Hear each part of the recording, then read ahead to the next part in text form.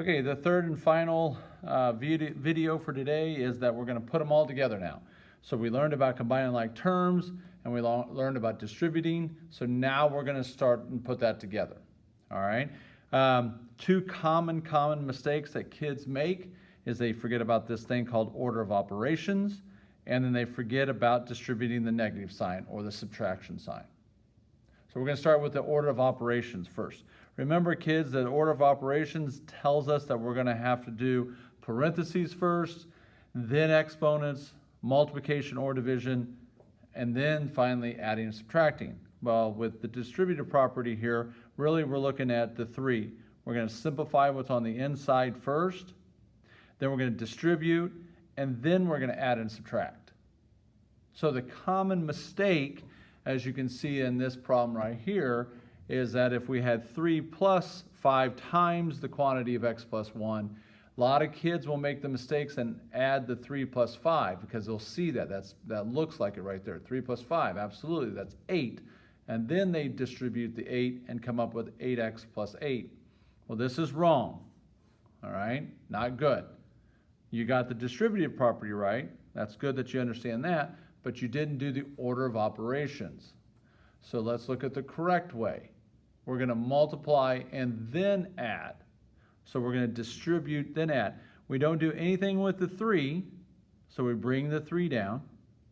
Now we see this 5 as being multiplied by the x plus 1, so we distribute the 5, and we're going to get 5x plus 5. Now we have to do the second part, which is the combining like terms. So the 3 and the 5 can be combined. The 5x just drops down. So we get 5x plus 8. This would be your correct answer. Yay! All right, let's take a look at the second page. So we're going to try this. If we try this, we look here and we read left to right.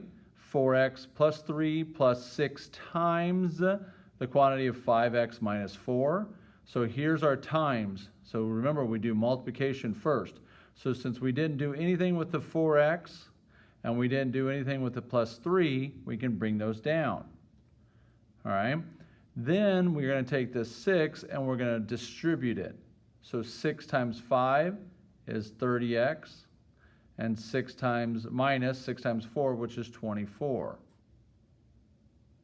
Now we've gotten rid of the parentheses, we've gotten rid of multiplication. Now we go through and we combine like terms. So that's the 4x plus the 30x and the 3 minus the 24.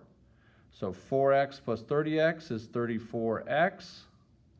3 minus 24, think money. You have $3, but you borrowed 24 for somebody, so you pay them the $3, you still owe them 21. So we minus 21. And that would be your answer. That's what we're looking for. So again, you're distributing and then you're combining like terms. Common mistake number 2 is that we don't distribute the negative sign all the way through. What I mean by that? So we mean this is that you have this 4 minus 3, you don't make the mistake, the first mistake, and you drop the 4 down. Then you have this negative 3 here. Now, even though I drew the arrows here, what my mistake is that negative 3 times a positive 2 should be a negative 6 here. But notice that we just brought the positive down. So that means that this is wrong, right? Boo, wrong. Let's correct that. How do we correct that? We correct it by using our thumb. Now I'm right-handed, so my left hand can be here. When I bring this 4 down, then I'm going to cover up this 4. What do I see here? I see negative 3. So when I have negative 3 times x, I get negative 3x. When I see negative 3 times a positive 2, I see a negative 6. See that? So then I take this away, I bring down the 4, I combine like terms. Remember, the x term should go first and the constant last.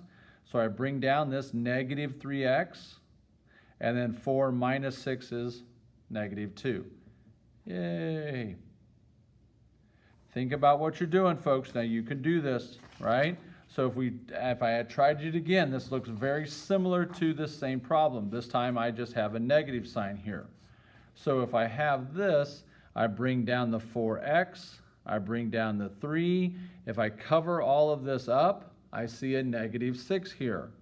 It no longer is a minus 6, it's a negative 6. So I take this and I distribute it through to this side. So negative 6 times 5x is a negative 30x. And a negative 6 times a negative 4, negative times a negative is a positive 24. Now I remove it. It's a little off, but it's okay. I have 4x minus 30x, and I have 3 plus 24. So I have $4 in my pocket, but I owed somebody 30, so I paid them, but I still owe them 26.